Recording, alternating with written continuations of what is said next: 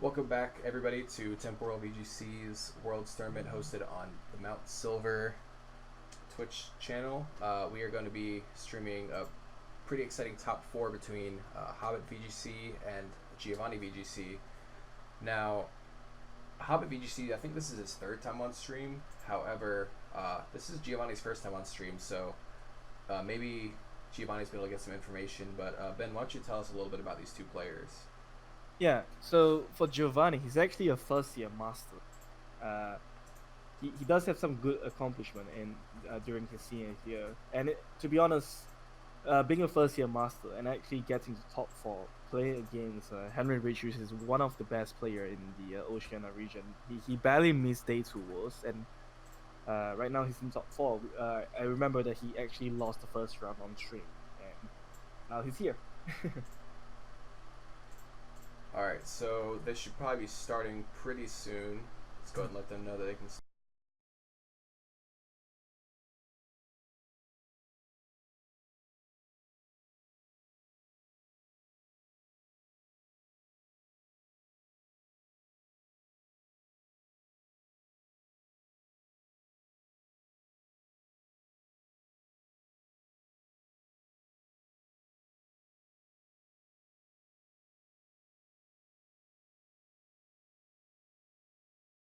Krosma. I hope so.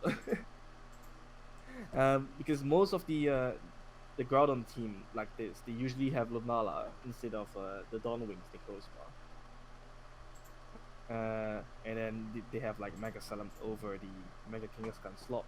So for this for Giovanni's case, he swapped out the Lunala for the Dawnwings and also Mega Salamence for Kangaskhan. Maybe it might work better because after all, he's doing well in this tournament. So we're going to see Hobbit lead Incineroar Yveltal into Giovanni VGC's Necrozma Dawnwings and Kangaskhan. And we're going to see the Mega Kangaskhan from Giovanni VGC Mega Evolve, fake out the Yveltal, do a little bit of damage, and Darkest Lariat from that Incineroar just straight up picks up the knockout onto that Necrozma. So yeah, thanks to Dark Aura. Yeah, because Dark Aura actually boosts the Dark move of every Pokemon, and not to forget that Dawnwings is actually 4 times weak against Dark, and it's not like Lunala which have the Shadow Shield. So if it's a Lunala, it might actually took the Darkest Lariat better. yeah, especially with that Dark Aura boost, like you mentioned, not much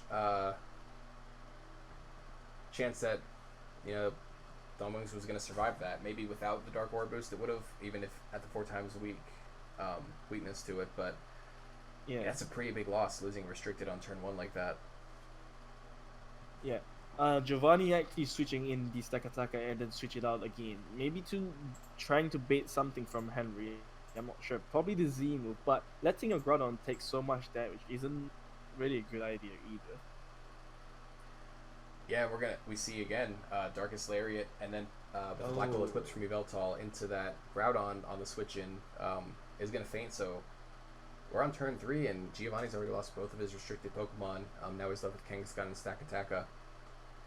Yeah, I think the reason why Giovanni switched out the Stack Attacker was because maybe he thought like Incineroar would go for like a U-turn into Kyogre, so he wants to switch Groudon out for like the switch to Groudon for like a Weather Wall or something, which Henry didn't fall for that. So we do see Incineroar go for the U-turn on that turn as Yveltal foul plays Stack Attacker. And Kangaskhan double edges the Incineroar slot, doing some decent damage.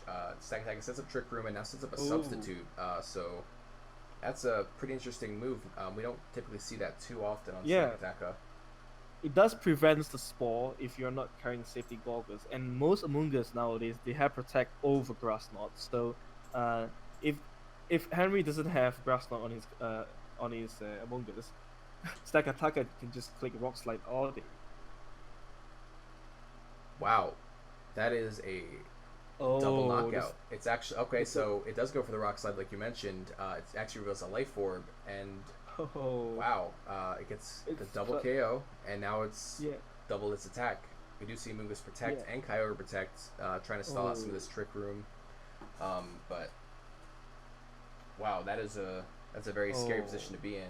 Gyro Ball does a lot to Amoongus, but it looks like that's probably gonna be game one. Not really much Giovanni VGC can do here. So Hobbit is gonna take game one of this best of three set in the top four.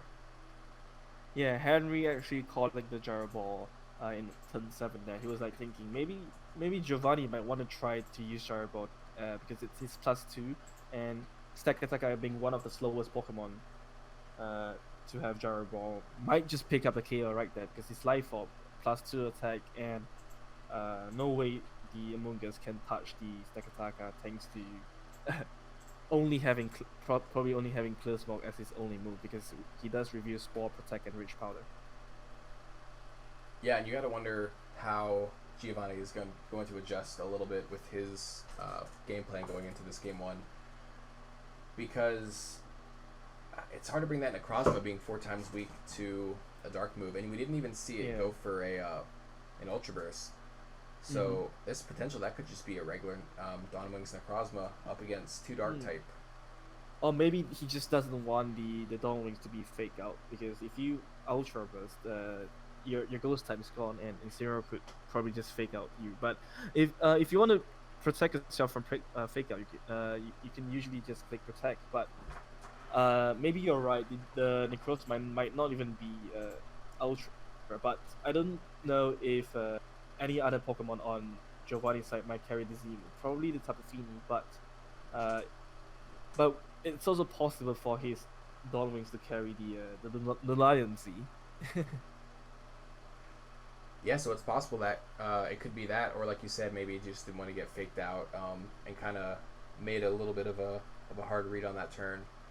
But either way, Giovanni VGC is definitely going to have to find some sort of different game plan to take out this matchup that doesn't seem to be very favorable towards him. But he's made it to top 4 of this pretty large and very stacked tournament. So if there's a win con, I have no doubt that he'll have the ability to identify it. It's just playing around. The pivoting of U-turn, maybe a potential volt switch, and then the pressure of double dark attacks. We do see the Kyogre Amoongus lead from Hobbit VGC, and see the Amoongus Dawn Wings lead from Giovanni VGC. Yeah, so the thing is, Giovanni refuses to Ultra Burst his own Dawn Wing. That's because he's actually not holding the Ultra Necrozma Z. He's holding the Lunarium Z, which reveals the Amoongus item to be Focus Sash. So that was a turn. So he does confirm that it is indeed not Ultra Necrozma, which is very interesting. But Necrozma Dawn Wings does have higher special attack than regular Lunala. So and also it's a Trick Room user that can't be faked out. So it definitely has some merit. It's a little bit slower than Lunala is too, but now both these heavy hitters are asleep, and Amoongus on Hobbit's side is at 1 HP, so it would die to a Clear Smog. So it's gonna be a lot of, it could switch out. Yeah, it's gonna be a lot of like switching around and kind of like board positioning on this next turn. Who can kind of get the upper hand on this next turn is gonna be big.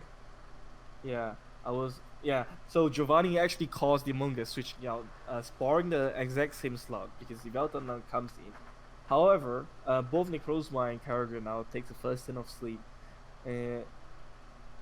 Even though Henry have both of his restricted sleeping, he's still in a good position because there's nothing much that Giovanni can really switch into besides the Groudon, which he doesn't really try to do that because maybe he thinks that Henry might not even go for the water move, or it could have been that Giovanni might not even brought Groudon and just brought Stakataka instead. We saw an interesting reveal from that Amoongus. It actually has Foul Play. That's not a tech on Amoongus you see too often, but it definitely has some merit behind it.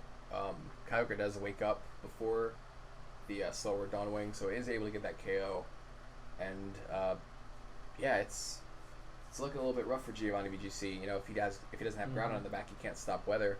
But if he doesn't have Stack Attacker, he's gonna have a hard time getting rid of that Yveltal. I mean, right now Moonblast not picking up the KO on the Moonblast actually helps Giovanni a lot, because otherwise Henry would have been able to get a free character switch in, because right now he can just go for a free Trick Room and Moonblast onto Yveltal, or even switching into a Moongus just to put things into sleep, like for example Yveltal, because it's flying.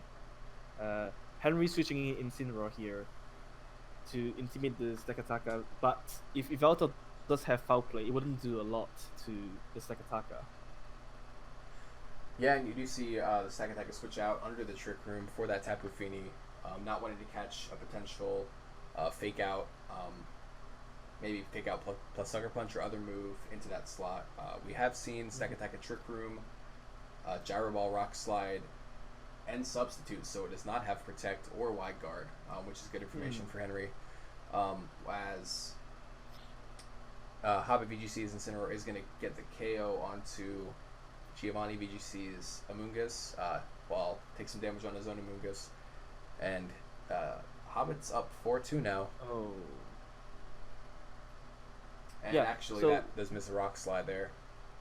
Yeah, but the thing is, so because if Henry brings in the Kyogre now, all he needs to do is just protect the Kyogre, start the last of Trick Room, and because even though Tapu Fini has Heal Pulse, it's not gonna save the Stakataka from a super effective Water type move under Rain from a Kyogre, especially when Kyogre is actually quite healthy. You can just protect the next turn, and when Trick Room expire, it's gonna just use the already. Oh, I forgot the Stakataka actually has the substitute. That was actually a really good call by Giovanni there, predicting the protect from Henry's Kyogre, and now he can actually just go for another Trick Room, because Amoonguss can't really break the sub. I mean, Kyogre can break the substitute, but Amoonguss doesn't have any like a move like Grass Knot to do damage to Stakataka. So it's actually a free Trick Room right now for Giovanni. So all he needs to do is just Trick Room, Heal Pause the Stakataka, and then next turn he could just continue using the Rock Slide boosted by Life Orb and the +1 attack Beast Boost. I think the concern here is that Hobbit can always put that Stakataka back to sleep after the substitute is broken, as long as Fini does not KO it in this next turn. If Fini's not able to get that KO, and that Stakataka does go to sleep, there's not really a lot of outs for Giovanni. But if Fini is able to get that KO, then this game's gonna really shift towards Giovanni's favor. But unfortunately for Giovanni, it does survive with just a sliver of HP. Gets off that Spore onto the Stakataka, and I think that's gonna be it. Both players seeing good game, and I think Giovanni's gonna concede here. Yeah, the way Henry played was also, he just approached this game to with a different lead. He tried to stall out the Trick Room from Giovanni's side, and also Misty Terrain, to make sure that Amoonguss was in the right time and right position to put the Stakataka into sleep. Not bringing Groudon on Giovanni's side actually hurt him a lot, because we have seen Kyogre only clicking Water the whole time. Yeah, it was a tough matchup for Giovanni in general, but both well played by both players, and they both made top 4, so they're both gonna get a little bit of prize money. Hobbit has a chance to win a little bit more, but Giovanni's not leaving without anything. We're gonna take a short break, and then we're gonna actually switch over pretty quickly to the other top 4 match between Yoshi and Lugia and Sahib. So stay tuned for that, guys. Mm-hmm.